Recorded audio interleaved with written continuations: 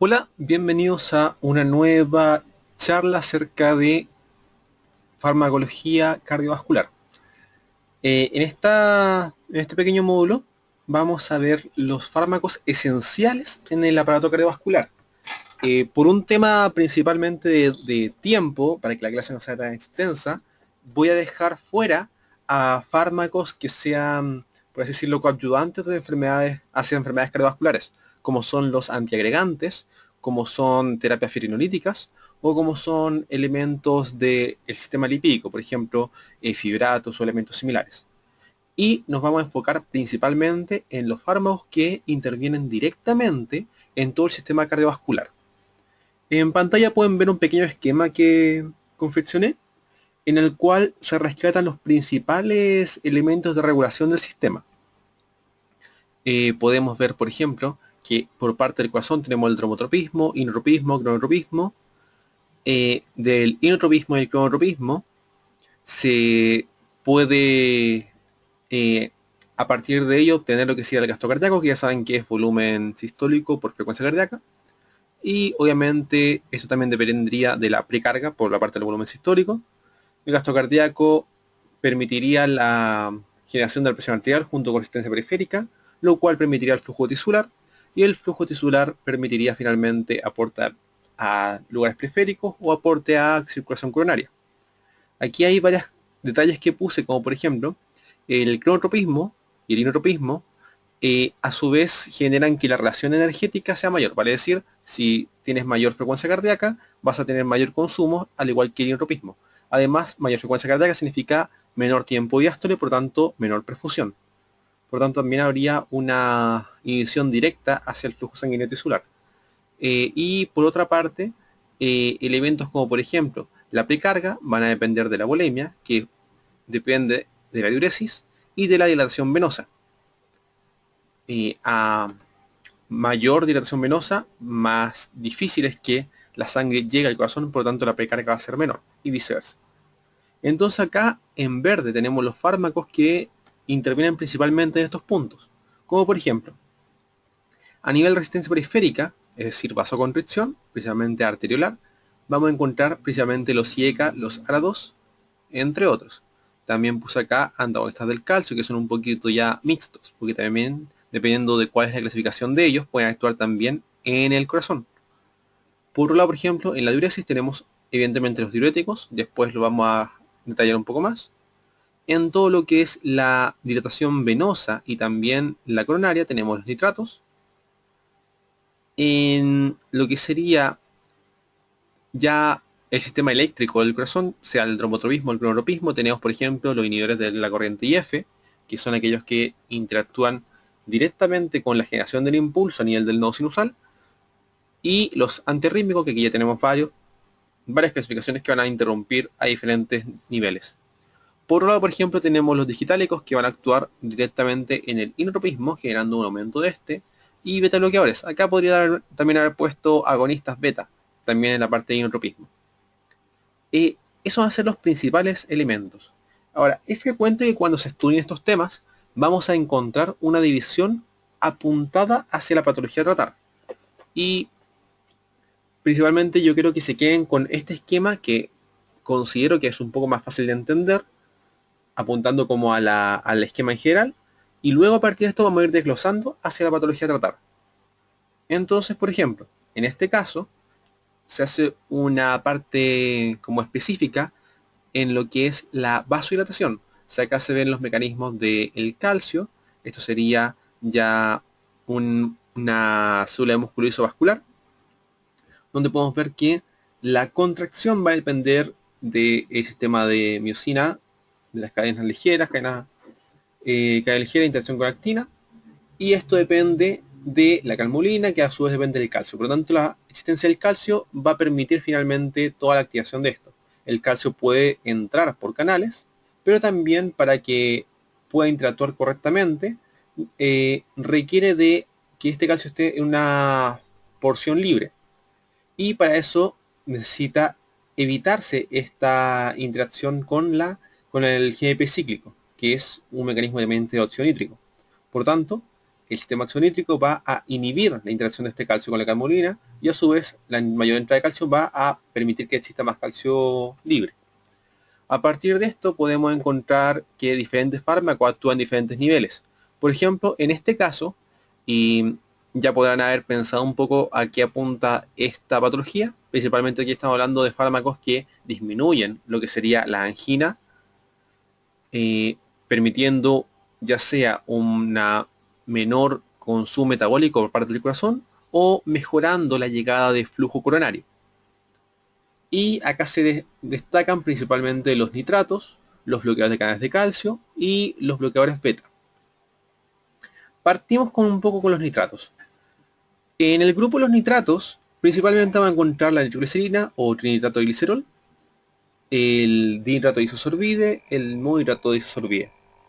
Estos fármacos lo que van a hacer es generar, mediante una metabolización, que es dependiente de grupo sulfidrilo, el aumento de óxido nítrico a nivel del músculo lisovascular. Es decir, se puede decir que son dadores de óxido nítrico. Este óxido nítrico va a permitir la síntesis de este GMP cíclico y por lo tanto va a inhibir la contracción. Por lo tanto, los nitratos inhiben la contracción a partir de este mecanismo. Hay varias presentaciones de los nitratos, los vamos a ver un poco más adelante, primero vamos a concentrarnos en los mecanismos. Ahora, una cosa importante de destacar antes de pasar al siguiente grupo es que los nitratos tienen un efecto principalmente en lo que serían las arterias coronarias y en las venas, lo cual va a permitirnos tratar ciertas patologías con mayor especificidad. Si nos vamos al grupo de arriba, tenemos los bloqueadores de canales de calcio.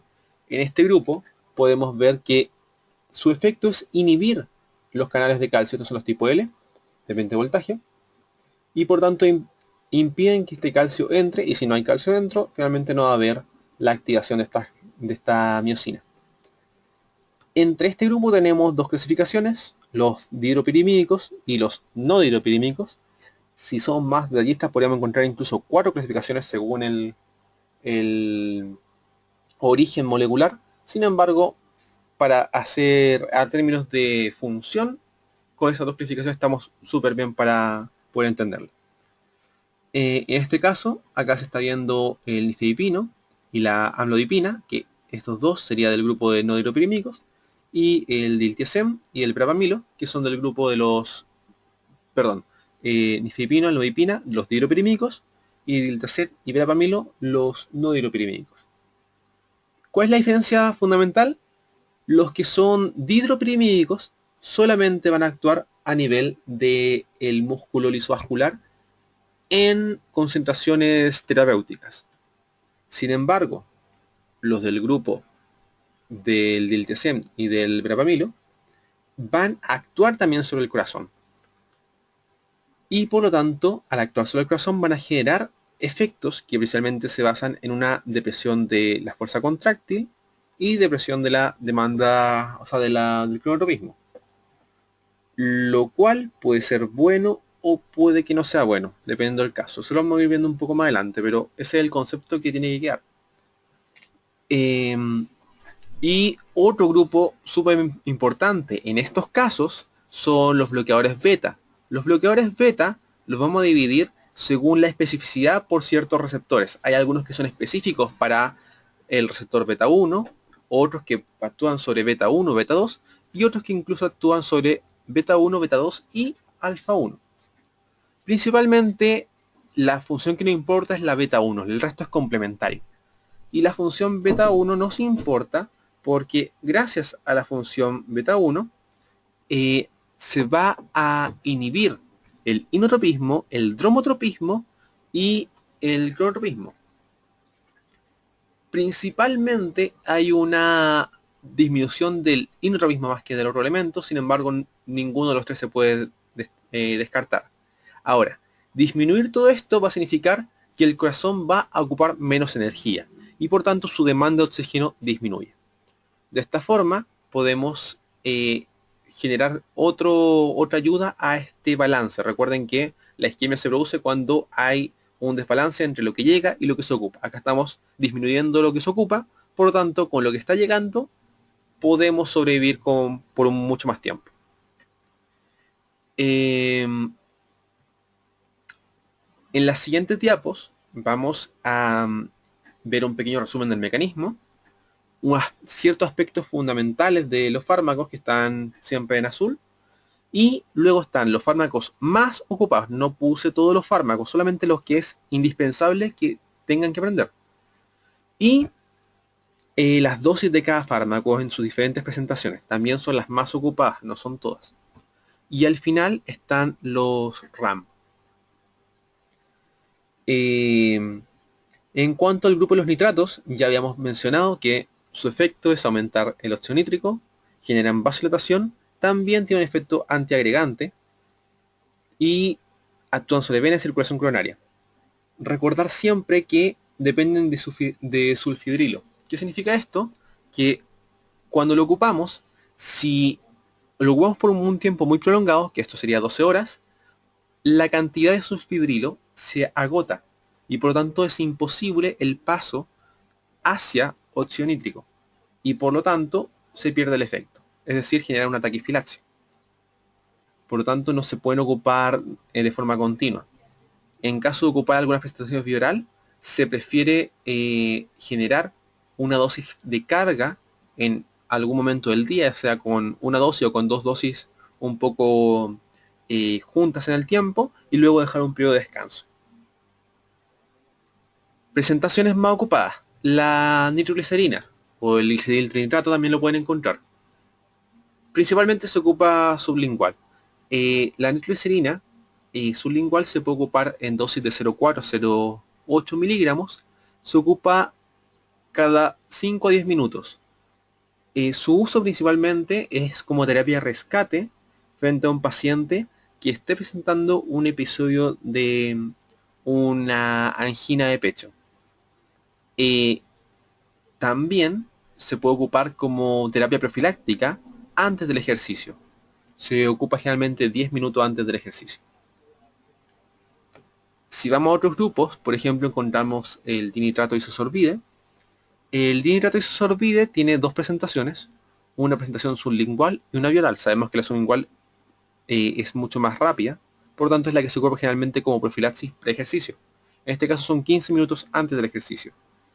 En la presentación sublingual son 2,5 a 5, dependiendo del paciente. Generalmente con 2,5 todos deberían andar más o menos bien. En el caso de la vía oral, tenemos dos presentaciones. Las que son clásicas, que son las primeras que destaqué acá, las cuales su liberación es un tanto rápida. Y las que son de liberación sostenida, que son las que coloqué acá. En el caso de las de liberación clásica, la dosis es de 20 a 120 días. En la liberación sostenida se ocupan 40 a 160 días. Por otro lado, el nitroprusiato es aquel que va a actuar mucho más rápido que los otros.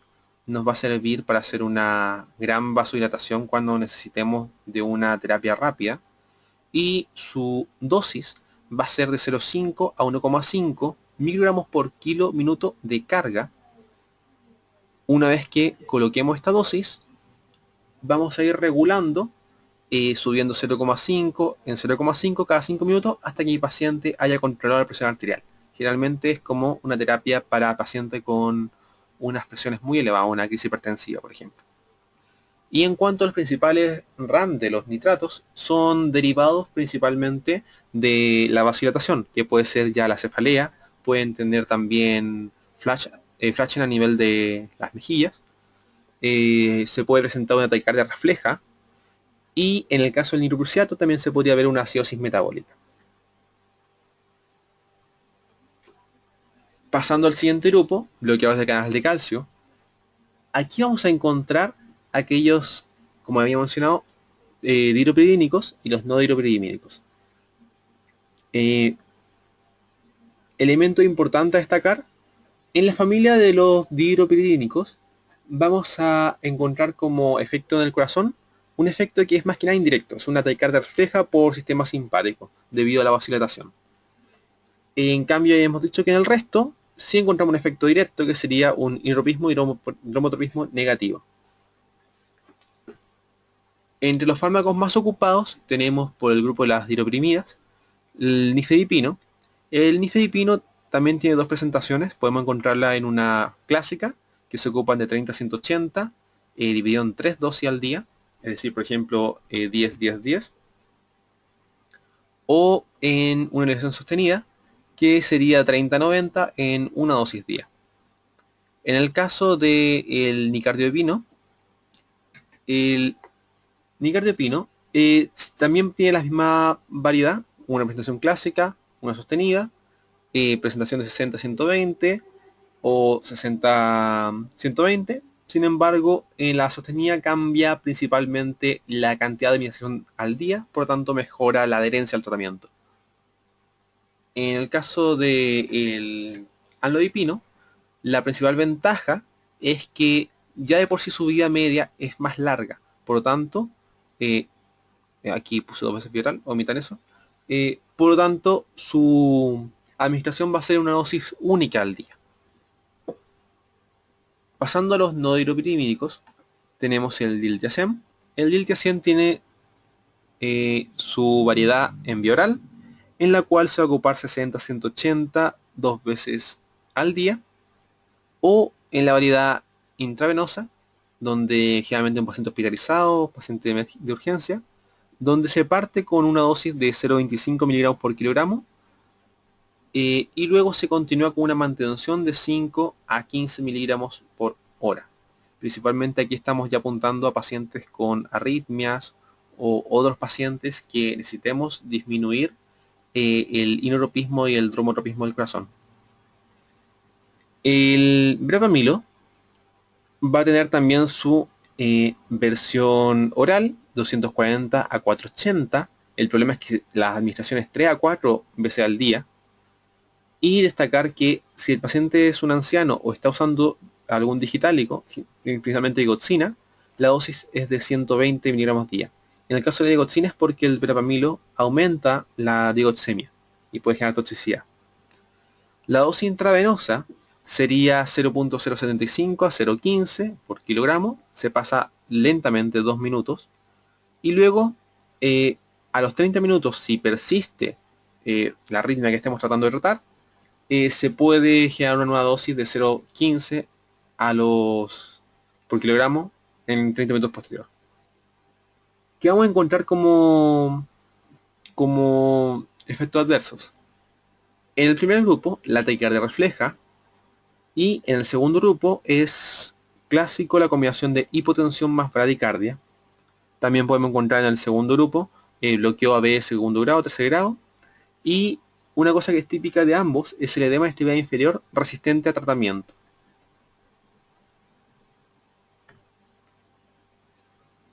Por el lado de los beta bloqueadores tenemos los que bloquean beta 1, inotropismo, cronotropismo, dromotropismo negativo. Al bloquear beta 2 se consigue una broncoconstricción y vasoconstricción, y al bloquear alfa 1 se genera una vasodilatación. Inicialmente los fármacos eran bloqueadores beta 1 y beta 2, por lo tanto tenían el inconveniente de la broncoconstricción y la vasoconstricción. Sin embargo, fueron evolucionando hacia un prototipo beta 1, que eran los selectivos o cardioselectivos, y luego se generaron aquellos que también afectaban los alfa, aprovechando el efecto vasodilatador para contrarrestar el efecto beta 2. Cosa importante antes de continuar con los fármacos es recordar que los beta bloqueadores también alteran lo que sería el eje de la insulina y el eje de la renina. Por lo tanto, eso nos va a generar ciertos cambios también que tenemos que considerar. Entonces, partimos con el más conocido del grupo de los no selectivos, el propranolol. El propranolol se ocupa en dosis de 40 a 480 días, y la distribución de dosis va de 1 a 3 veces al día. Este es en el cual hay que tener especialmente cuidado con aquel paciente asmático por el broncoespasmo.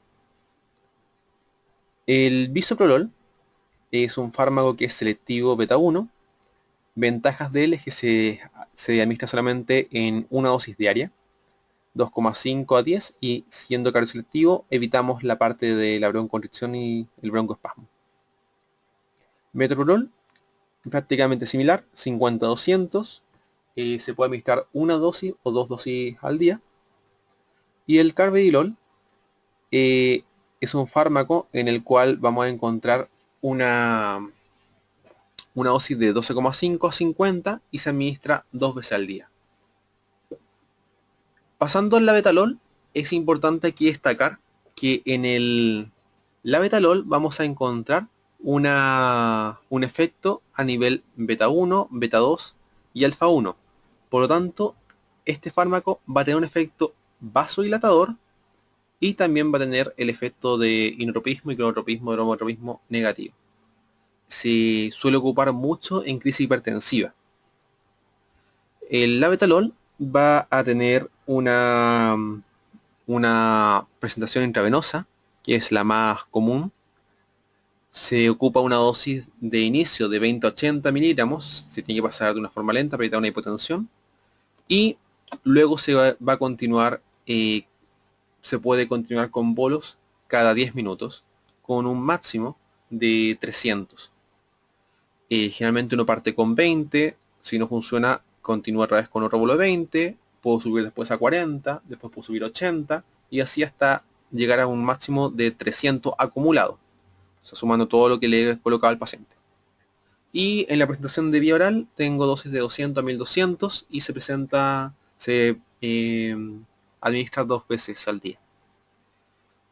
Como principal elemento a considerar está el broncoespasmo.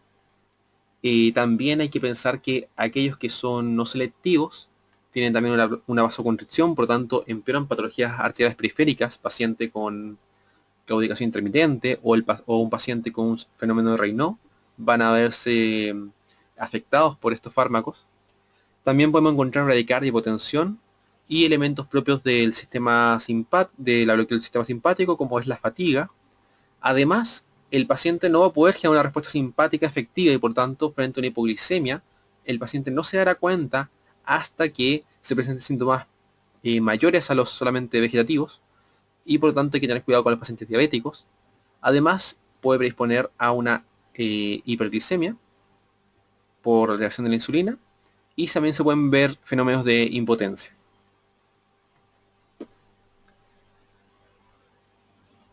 Con esto estamos pasando ahora a lo que serían diuréticos. En el caso de los diuréticos vamos a encontrar principalmente, dividimos en tramos a los túbulos y tenemos que recordar que cada túbulo tiene funciones específicas. En el túbulo proximal vamos a encontrar ciertos diuréticos que son inhibidores de la diasa carbónica que no se ocupan tanto, así que por eso no voy a dar tan hincapié en esto. Pero hay que recordar también que las tiazidas también pueden tener cierta acción, aunque mucho menor acá. Y estos diuréticos principalmente van a permitir que se inhiba el transporte de sodio y el de bicarbonato. Finalmente lo que hacen es inhibir la diasa carbónica, y producto de esto hay una mayor diuresis por un efecto osmótico. Lo que sí tiene mayor relevancia es empezar a ver estos dos segmentos, el asa y el túbulo distal.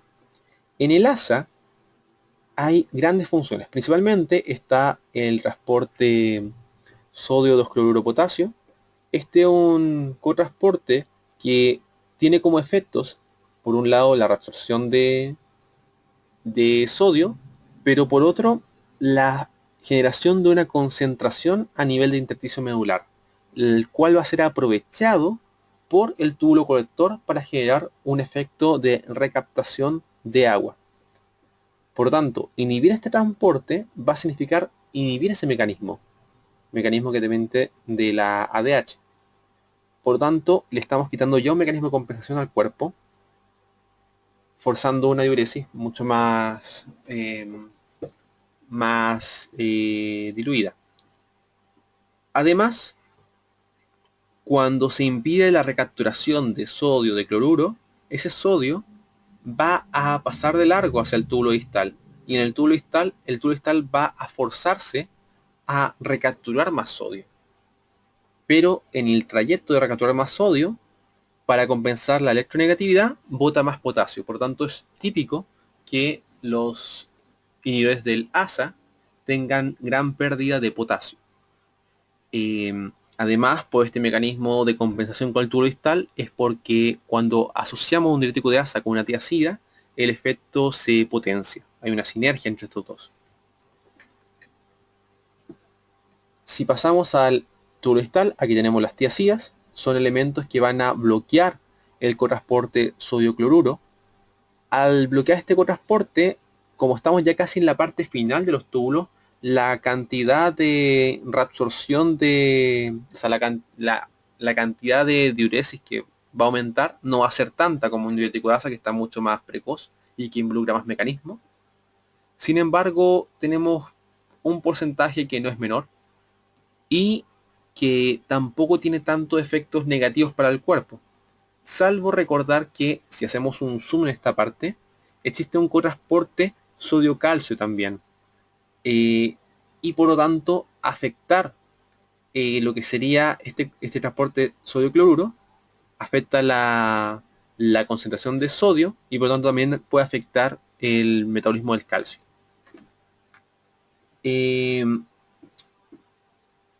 Una cosa a mencionar también antes de pasar al siguiente grupo es que las tiazidas a nivel vascular disminuyen la concentración de sodio en el endotelio y por lo tanto, disculpen, en el músculo liso, y por lo tanto pueden generar un efecto vasodilatador a largo plazo.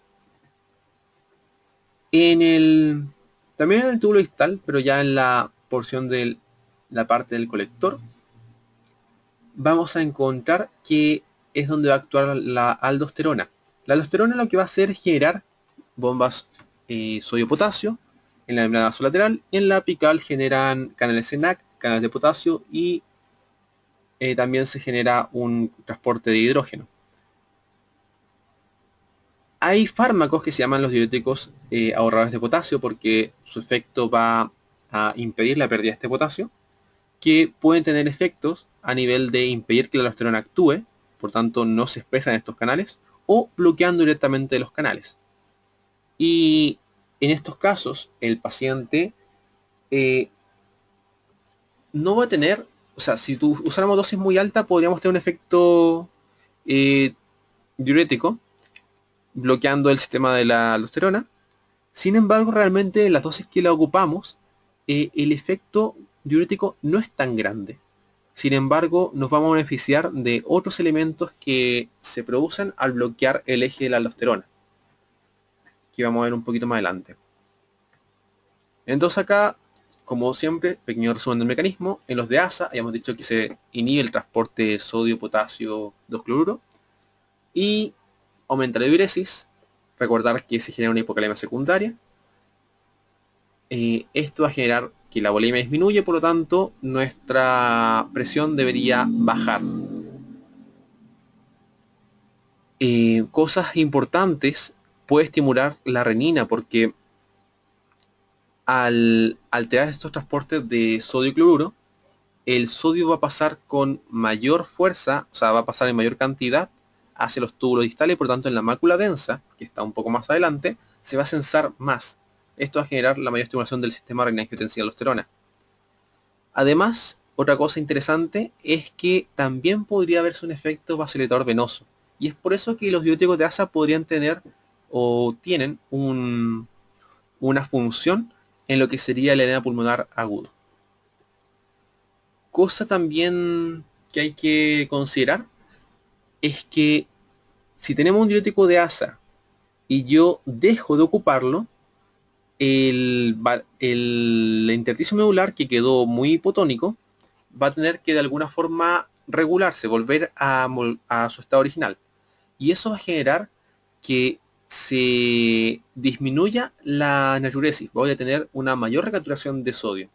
Y eso puede causar una hipertensión secundaria a esta cese del tratamiento farmacológico. Así que hay que tener cuidado con eso, disminuir dosis progresivamente.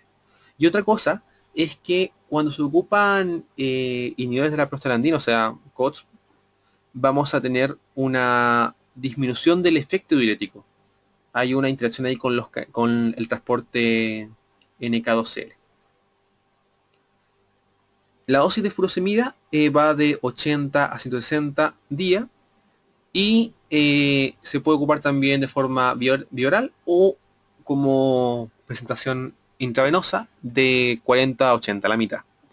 Esto es para un paciente que está en condiciones de una insuficiencia cardíaca, que estemos tratando de disminuir la congestión venosa.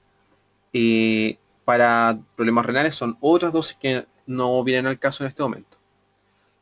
RAM, obviamente hipocalemia, el principal que hay que siempre recordar. También recordemos que había un protón que se estaba también perdiendo, por lo tanto podemos encontrar una alcalosis, generalmente de tipo hipoclorémico.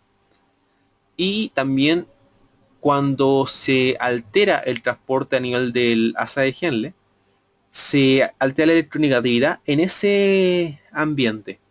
Y eso impide que el transporte de magnesio y de calcio se dé de forma correcta. Generalmente aquí hay una recapturación de magnesio y de calcio dependiente de este sistema de electronegatividad.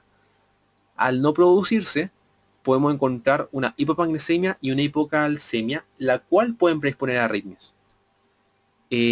También podemos encontrar el efecto rebote que ya dijimos, la hipertensión arterial.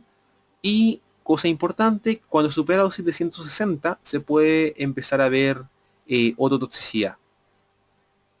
En patología, o sea, en uso crónico, podemos encontrar también un aumento de la LDL y también una hiperuricemia. En el caso de los tiacídicos, hemos dicho que actúan en el túbulo distal, fomentan natriuresis, tiene un efecto vasodilatador de arteriolas por la disminución del sodio, y cosas importantes es que cuando se pierde este gradiente, vamos a tener un aumento de la recepción de calcio, por lo tanto, uno de los efectos adversos podría ser una hipercalcemia. Otra cosa fundamental es que para que actúe debe filtrarse por el riñón y pasar hacia el túbulo. Por lo tanto, un paciente que tenga un clearance menor a 30, las tiacidas no va a tener ningún efecto. El representante acá sería la hidroclorotiazida, la dosis sería de 12,5 a 50 y se administra 1 o 2 veces al día. Como principales efectos adversos podemos encontrar una tendencia a la hiperglicemia, se puede presentar una hiperuricemia también. También es probable ver una hipocalemia, la hipercalcemia y una hipertrigliceridemia. Es importante tener pendiente a pacientes que tengan pancreatitis por la parte de la hipertrigliceridemia y siempre considerar pacientes con gota o la parte de la hipercalcemia para otro elemento. Ahora, el último grupo que vamos a ver serían los ahorradores de potasio. Ya dijimos que pueden ser un efecto directo, en este caso por ENaC, son los de sodio, o una inhibición a nivel de la aldosterona. Destacar, cuando antagonizo la aldosterona tengo un efecto competitivo a nivel de los andrógenos, por lo tanto tenemos un hipoandrogenismo. Es por esto que se pueden ocupar también como terapia antiandrogénica en pacientes con síndrome de ovario poliquístico, por ejemplo. Y como su efecto es un efecto de estimulación o de expresión, por así decirlo, de canales, el efecto se va a ver ya a la semana 4. Inicialmente no va a tener ningún efecto con los antagonistas de aldosterona. Cosa a destacar, los antagonistas de aldosterona se han visto que tiene una gran caída en pacientes que tengan una disfunción sistólica ya severa, etapa 3, etapa 4. Sin embargo, el efecto principalmente es a nivel del eje renina-angiotensina, más que un efecto diurético. ¿Qué tenemos acá como representantes? Tenemos la amilorida, que tiene un efecto directo, vale decir, va a atacar los canales ENaC. Se puede ocupar en pacientes que tengan alteraciones ya a nivel tubulares, patologías congénitas. Su presentación va a ser bioral, 50-200, y podemos ocuparla en conjunto con hidroclorotiazida en una relación 10:1, vale decir, generalmente viene en una presentación en conjunto, por ejemplo, 50 más 5 de hidroclorotiazida. Y como otro grupo tenemos la espironolactona, acá entramos con la antagonista de la aldosterona. Espironolactona, bioral 25 a 200, se puede administrar de 1 a 4 veces al día. La esprenona tiene también el mismo efecto. Ventajas es que puede administrarse, tiene una vida media un poco más larga, por lo tanto la administración suele ser de 1 a 2 veces al día. Como principal evento que su propio nombre nos dice, está la hipercalemia, y por lo tanto hay que tener cuidado con la administración en conjunto con otros elementos, pero también hay que tener en cuenta que podría verse beneficiada la potenciación de un ahorrador de potasio con un fármaco que tienda a la hipocalemia, como por ejemplo los diuréticos de asa. También tenemos el hipoandrogenismo, por lo tanto en pacientes masculinos podríamos encontrar tendencias a lo que sería ginecomastia, por ejemplo, o fenómenos de hiperestrogenismo, o impotencia sexual, disminución del líbido, entre otras cosas. Y lo otro típico son síntomas gastrointestinales como vómitos, diarrea o la propia cefalea. Ahora, en este esquema se trata de resumir los fármacos que se ocupan para la hipertensión. Aquí se me olvidó mencionar anteriormente el atenolol, también uno selectivo, muy utilizado, de los beta bloqueadores. Bueno, en lo que es hipertensión hay algunos fármacos que ya hablamos, por ejemplo los tiazídicos, son de los principales que se han visto ocupados en lo que sería hipertensión, por su efecto a corto plazo a nivel de la bulimia y por su efecto a largo plazo del efecto vasodilatador, que está en la parte de acá. Otros que ya hemos visto son, por ejemplo, los antagonistas de calcio, que realmente acá no se ocupa tanto estos como de terapia crónica, o el nisipipina al menos no. Y otro que ya vimos fueron los dadores ansiolíticos, que están el nitroprusiato, y los beta bloqueadores. En caso de los beta bloqueadores, su efecto va a ser principalmente, ya saben, a nivel cardíaco más que otra cosa. Disminuyendo el gasto cardíaco para disminuir finalmente la presión arterial. Entonces tenemos que hablar un poquito de lo que serían fármacos que actúan a nivel central. Existen fármacos que actúan a nivel del sistema nervioso central, generando un estímulo del receptor alfa 2, lo cual genera una inhibición del sistema simpático. Y por lo tanto, disminuyen el efecto vasoconstrictor de este. Estos son principalmente la metildopa, que se ocupa mucho en pacientes embarazadas, porque para el feto no tienen mucha toxicidad, pero sí hay riesgos para la madre. En el caso de fármacos que actúan ya a nivel de lo que sería la pared vascular, vamos a encontrar principalmente los inhibidores de la enzima convertidora y los antagonistas de la angiotensina. Básicamente, fármacos que actúan sobre el eje renina-angiotensina-aldosterona. Son uno de los fármacos de primera línea del tratamiento. Y aquí vamos a encontrar que estos fármacos lo que buscan es disminuir el efecto de la angiotensina 2, que es la molécula activa, sobre dos cosas. Uno, la producción de aldosterona para evitar la recapturación de mayor líquido. Y dos, sobre los propios receptores AT1 que generan un efecto vasoconstrictor.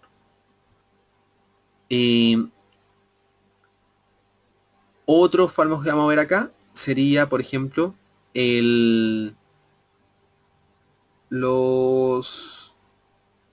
hidralazina. La hidralazina tiene un mecanismo que actualmente está en bastante discusión. Algunos artículos ya como que están dilucidando un poco el mecanismo, sin embargo, principalmente se sigue hablando de que su mecanismo es no tan conocido. Es un mecanismo que se diría que es una vasodilatación directa de las arteriolas. Se postula que el GNP probablemente puede estar involucrado por ahí. Y tiene bastante efecto, sobre todo en combinación con otros fármacos. Entonces, antes de pasar al primer grupo, vamos a ver un poquito el sistema renina-angiotensina-aldosterona. Antiguamente teníamos un sistema bastante fácil, donde teníamos la renina, que permitía que el angiotensinógeno se convirtiera en angiotensina. Angiotensina 1 pasaba por ECA, angiotensina 2, y angiotensina 2 tenía dos efectos. Uno, iba a actuar sobre los AT1, generando un efecto vasoconstrictor. 2 podría actuar sobre AT2, generando un efecto opuesto a AT1. Y 3 iba a actuar a nivel de lo que sería la suprarrenal, generando un estímulo de la aldosterona. Ahora, cuando tenemos un paciente en el cual se está ocupando fármacos que inhiben parte de este eje, se vio que pese a ello seguía existiendo estimulación de estos receptores. Entonces se empezó a investigar un poquito más esta cadena y se llegó a una cadena un poco más completa, en la cual vemos que la renina, primero, puede actuar como una enzima que va a permitir la conversión de angiotensinógeno a angiotensina 1, pero a su vez también podría actuar sobre ciertos receptores, que son receptores propios para renina. Otra cosa, la angiotensina 1, si bien puede convertirse por la ECA, que recordemos que también se encarga de degradar la bradykinin, que es un vasodilatador que a nivel bronquial produce el estímulo de la tos, también podría ser transformada angiotensina 2 por una quinasa. La quimasa es una enzima que se va a expresar principalmente en pacientes cardiópatas. Pacientes que tuvo un infarto, un paciente que tenga un daño estructural miocárdico, empiezan a expresar quimasa. Y esta tiene la capacidad de convertir angiotensina 1 a 2 independiente de la ECA. Y otra cosa interesante es que la angiotensina 2 luego se convierte en angiotensina 3 y luego en angiotensina 4. Y a su vez también podrían haber elementos intermediarios como la angiotensina 1.12, la 1.9, la 1.7. Y se ha visto que también hay otra enzima convertida en angiotensina que podría mediar estos efectos. Hay otras nucleasas por ahí. Y hay otros elementos que van a finalmente actuar en estas conversiones que antes no se conocían mucho. Ahora, ¿qué es importante saber de todo esto?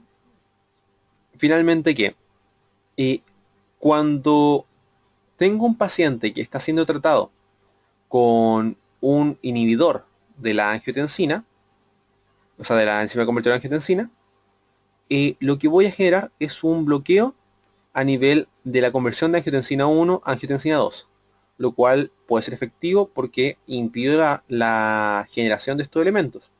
Sin embargo, esto no bloquea completamente la cadena, igual la cadena va a existir. Y debo tener especialmente cuidado en pacientes con cardiopatía estructural que van a expresar esta enzima de acá. Otra cosa interesante es que cuando yo impido este efecto, la renina para compensar va a empezar a aumentar, lo cual va a significar que la renina también podrá actuar sobre ciertos receptores propios de la renina, que también generan efectos proinflamatorios, efecto a nivel de estímulo de proliferación fibrovascular, etc. Por lo tanto, también va a tener un efecto nocivo. Y por otro lado, cuando estoy ocupando bloqueadores de ARA2, bloquear, o sea, del receptor AT1, los ARA2, voy a bloquear este receptor. Sin embargo, dejo libre otros receptores y además dejo libre la renina para que pueda actuar sobre el receptor de renina. A partir de esto se empezaron a fabricar nuevos medicamentos y hasta ahora está en bastante estudio, o bueno, ya hay bastante estudio sobre ello, de los inhibidores de renina, que finalmente lo que harían sería cortar de la cadena todo esto y evitarse todos esos problemas intermedios.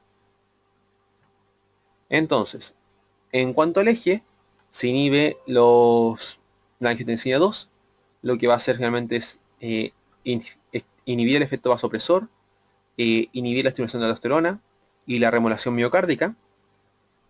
Y una cosa importante es que, bueno, esto ya lo habíamos dicho, básicamente lo que ya hablé. Los principales fármacos que vamos a ver son el captopril, que es un fármaco de una medida media más corta, actúa un poco más rápido, por lo tanto es muy útil en crisis hipertensiva. Sin embargo, es un poco errática su absorción, por lo tanto se suele, si tenemos la betalol, se suele dejar como un fármaco de segunda línea. El captopril se puede ocupar bioral o sublingual, se refiere a sublingual.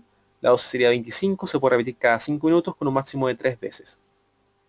Luego, como fármacos ya de administración crónica, tenemos el enalapril. La dosis va de 5 a 20, se administra una vez al día. y en paciente mayor de 65 se inicia con 2,5. En el caso del losartán, se ocupa cuando el paciente presente una, una reacción adversa al Nedapril, que generalmente es la tos, producto de la bradykinin, porque en sí tiene, si bien el mecanismo es un poco diferente y podemos entender que tal vez podría actuar un poco mejor, a nivel de respuesta clínica se ha visto que son más o menos similares.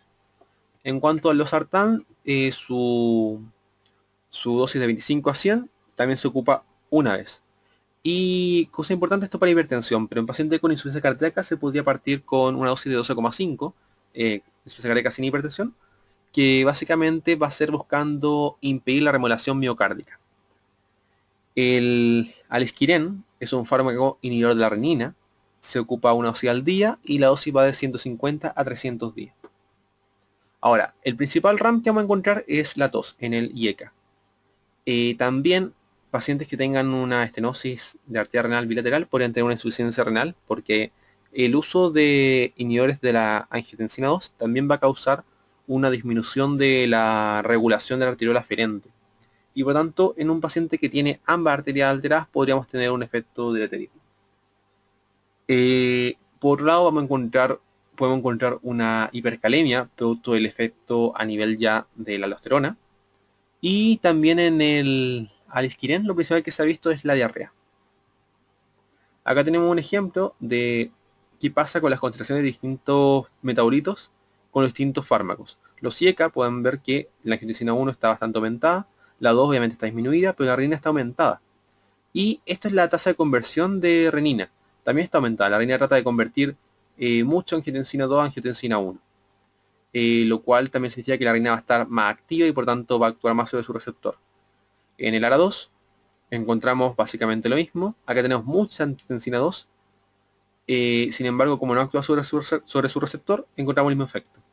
Y mismo efecto a nivel de su acción de la renina. Diferente del alisquirén, en donde lo que se hace es bloquear la renina en su sitio activo. Y por lo tanto, pese a que aumentamos la cantidad de renina, esta renina no sería eficaz.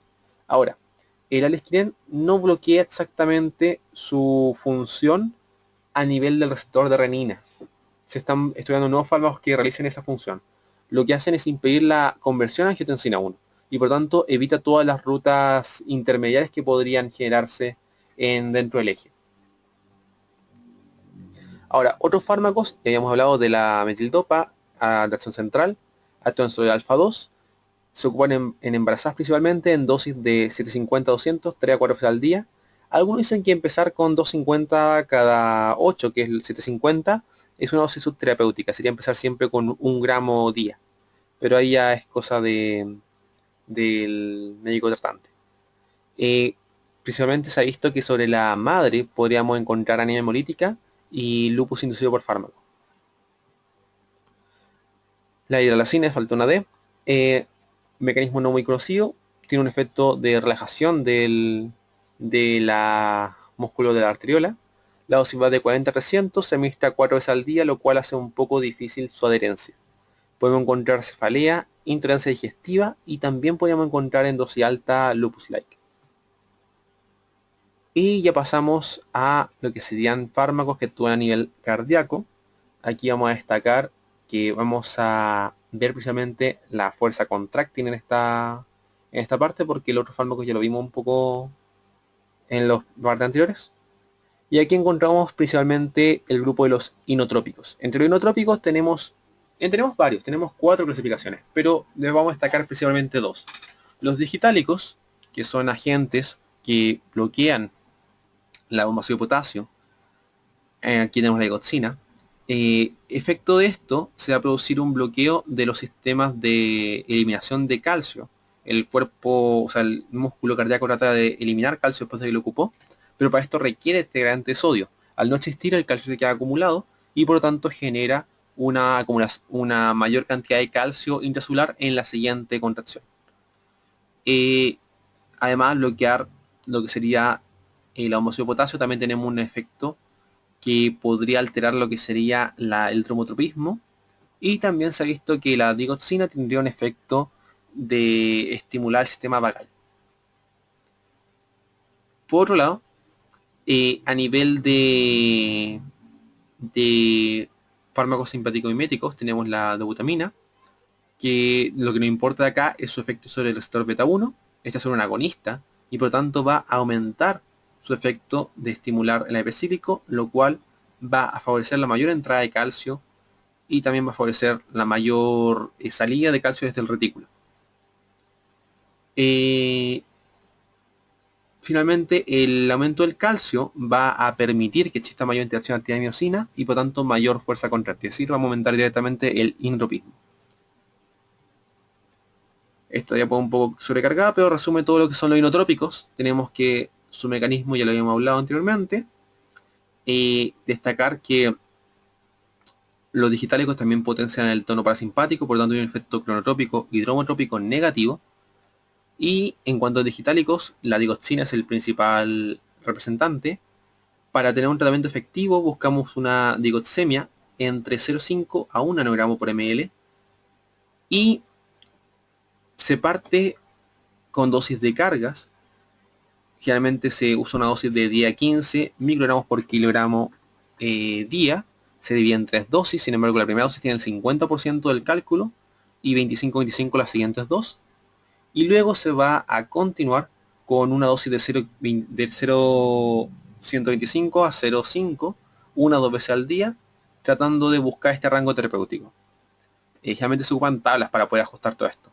La presentación intravenosa es casi igual, solamente cambia que el rango superior es de 0,35. En cuanto a la dobutamina, una agonista beta 1, se ocupa inicialmente de forma intravenosa para aumentar rápidamente la fuerza contráctil, 0,5 a 1 microgramo kilogramo minuto, y podemos ir aumentando la dosis según respuesta clínica. Realmente vamos a ir viendo si el paciente va mejorando o no va mejorando. Lo importante es no llegar a más de 20 es el tope. En cuanto a la dopamina es bastante especial porque su efecto depende de la dosis. Se ocupa en una administración continua, en donde mi rango va entre 0,5 a 20. Sin embargo, de 0,5 a 2 tiene un efecto dopaminérgico. Cuando me subo, el efecto dopaminérgico va a ser una dilatación finalmente renal y esplénica que no tiene tanta importancia a nivel cardíaco. Cuando me subo a una dosis de 3 a 10, aquí tengo el efecto beta-adrenérgico, por lo tanto ahora tengo el efecto que yo busco, el efecto inotrópico positivo. Y cuando paso de dosis de 11 a 20 tengo un efecto alfa-adrenérgico, donde tengo un efecto vasopresor. Por lo tanto, ahí dependiendo de lo que yo quiero, tengo que ajustar la dosis. Entre los RAM, en los digitálicos, es importante que, primero, una intoxicación digitálica va a partir con náusea, anorexia, puede encontrar delirio, pero lo que va a ser más peligroso y ya más patognomónico es que se va a presentar, por la inhibición del dromotropismo, una tendencia a un bloqueo AB variable, y también podemos presentar tendencia a estas sístoles. En cuanto a los beta-agonistas, lo más clásico sería la hipotensión, y eso generalmente se presenta al inicio del tratamiento, así que tener cuidado con la primera parte. Una cosa sobre la digoxina, importante que cuando tenemos un paciente con tratamiento con digoxina, este paciente puede tener un aumento de la digoxinemia producto de patologías de base o fármacos que esté ocupando. Hay fármacos como la tetracyclina o los macrólidos que alteran la microbiota intestinal, favoreciendo la mayor absorción de la digoxina. O fármacos como el verapamilo o la amiodarona, que va a tener un efecto también potenciador de la cantidad de digoxinemia. Y también hay fármacos, o sea, hay elementos que no aumentan la digoxinemia, sin embargo, hacen que el efecto de la digoxina sea mayor, y por lo tanto con digoxinemia normal puede tener un efecto tóxico. Esto sería la disminución del potasio. Todos son disminuciones excepto el calcio. Potasio, magnesio, oxígeno, pH, tiroides, o un aumento del calcio. Y también puede ser que a veces tengamos disminución de la dosis terapéutica debido a presencia de colestiramina, neomicina, antiácidos o un paciente con hipertiroidismo. Lo último que nos queda de esto serían los fármacos antirrítmicos. Es un grupo bastante difícil de estudiar, por lo tanto va a ser repasado nuevamente en lo que sería arritmias. En el caso de los fármacos antiarrítmicos, vamos a encontrar que los dividimos en aquellos que afectan principalmente nuestras células miocontráctiles. Tenemos fármacos acá que van a dividirse desde la clase 1 hasta la clase 4. Y tenemos otros fármacos que actúan en otro elemento que también nos pueden servir, que son la atropina principalmente, que la atropina sería un bloqueador colinérgico.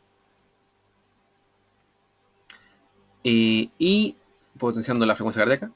Y tendríamos también fármacos como la adenosina, que tendría un efecto bloqueador del nodo atrioventricular, que nos va a servir también en ciertos casos. Vamos a partir primero con estos dos de acá. La atropina. La atropina lo que va a hacer es una inhibición del sistema colinérgico. El sistema colinérgico tiene una función de deprimir la capacidad de autoexcitarse del nodo sinusal. Y por lo tanto, al bloquearlo, va a aumentar la frecuencia cardíaca, pero no el inotropismo. Por lo tanto, va a permitir que el cronotropismo del corazón aumente. Es muy útil en pacientes con bradicardia sinusal, por ejemplo, pacientes que están bajo anestesia, se podría ocupar atropina para poder regular la frecuencia cardíaca. También, pacientes que tengan arritmias supraventriculares, en la cual, ojo, son supraventriculares, en la cual lo que queremos hacer, o sea, el problema está a nivel del nodo AB. Hay algún problema en el nodo AB que está generando una reentrada o queremos impedir que se conduzca hacia el ventrículo, algo similar. El ejemplo más clásico es la reentrada intranodal, que es la clásicamente llamada taquicardia paroxística supraventricular. En este caso la adenosina bloquea el nodo B, cortando finalmente la reentrada. Si nos vamos ya a los fármacos que actúan a nivel del tejido de los músculos miocontráctiles, de las fibras miocontráctiles, tenemos los fármacos de clase 1. Los de clase 1 actúan sobre el sodio. Todos los de clase 1 actúan sobre el sodio. Y ahí distinguimos los de clase 1A, 1C o 1B. Vamos a ver un poquito más adelante, que tengo otras imágenes que explican un poco mejor esto. Y después tenemos los de clase 2, que son los beta bloqueadores, que tienen los efectos que ya hemos mencionado anteriormente. Los de clase 3, que van a actuar principalmente a nivel de lo que sería el potasio. Y los de clase 4, que está acá, que actúan sobre el calcio. Entonces acá tenemos la división, clase 1, clase 2, clase 3, clase 4. En clase 1 lo dividimos en 1A, bloquea canales de sodio, pero también afecta a los canales de potasio. Los de clase 1B solo bloquea los canales de sodio, y los de 1C tienen un efecto mínimo en los de potasio. Por lo tanto, ¿qué cosa es importante acá? Si yo bloqueo el canal de sodio, disminuyo la capacidad de excitarse y la capacidad de conducir. Si bloqueo el canal de potasio, disminuyo la capacidad de volver al potencial basal. Por lo tanto, al bloquear el canal de potasio, lo que genero es un aumento de la refractariedad. Al bloquear el canal de sodio, lo que genero es una hipoexcitabilidad.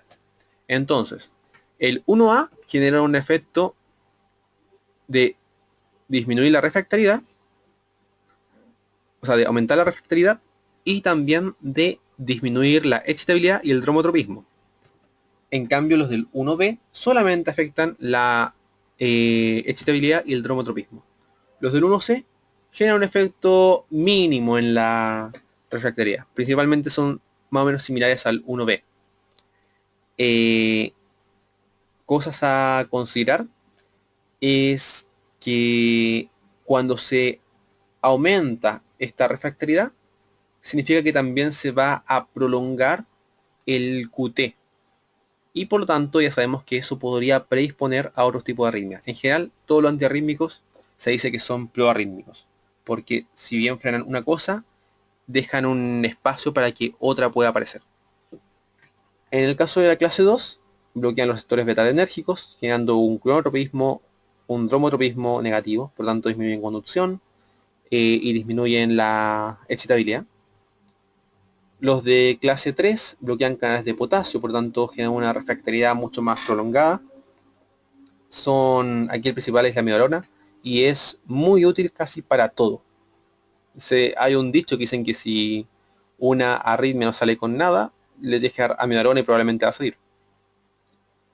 En los de clase 4 hay bloqueadores de canales de calcio, pero acá son aquellos que eran no dihidropirímicos, los que actuaban a nivel terapéutico en el corazón, verapamilo y diltiazem.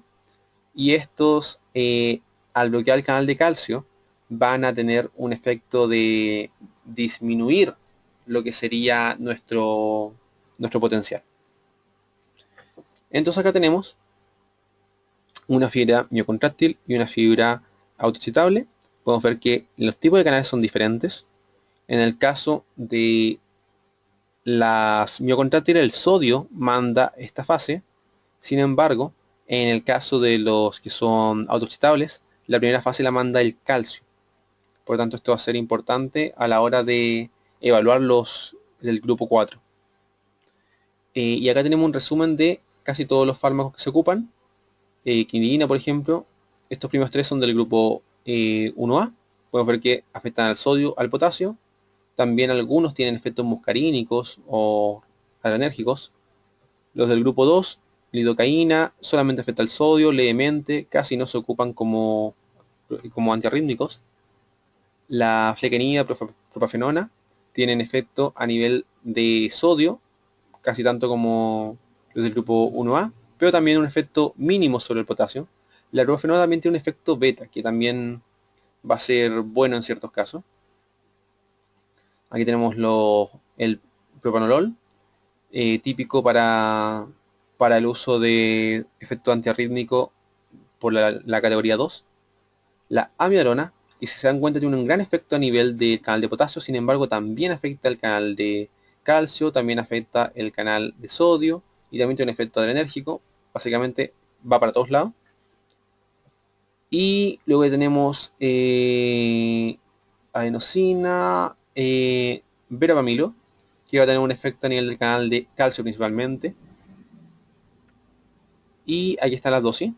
No puse tanto de esto porque se va a recalcar nuevamente en lo que sería la parte de arritmias, que lo vamos a ver por ejemplo más prácticos. Quinidina, primer fármaco representante de la 1A. La dosis va de 200 a 400 cada 8 a 6 horas. Estos se ocupan en fase aguda, cuando tienes el paciente con la arritmia. Lo mantienes por un tiempo para evitar que la recurrencia, más que nada. Procainamida, básicamente es lo mismo. Intravenoso 100, se repite cada 1 a 5 minutos. Disculpen, luego se continúa con una infusión de unos 5 miligramos minuto. La lidocaína no se ocupa mucho, sin embargo, cuando la ocupamos, vamos a ocupar una intravenosa de 100 y luego también una mantención. Flecainamida, que pasamos a 1C, se ocupa de 50 a 200 cada 12, o también lo puedo ocupar como un bolo intravenoso. Propafenona, puedo ocupar las mismas dos, un bolo intravenoso o una dosis oral. El propranolol es lo mismo que hemos visto antes, pero acá agregué la dosis intravenosa de 1 a 3. La amiodarona, que yo encuentro que es uno de los fármacos más importantes de este grupo, intravenosa 100 a 300, depende del requerimiento de arritmia que queremos tratar. Y en el caso de que se ocupe en vía oral, generalmente acá se ocupa una dosis fuerte para frenar la arritmia y luego se va bajando poco a poco. Alrededor del segundo mes de tratamiento ya llegó la dosis terapéutica con la cual va a quedar el paciente, que es de 200 a 400. Se ocupa una dosis al día. Y la adenosina se ocupa, es un fármaco que tiene una vía media cortísima, por lo tanto se debe ocupar muy rápido.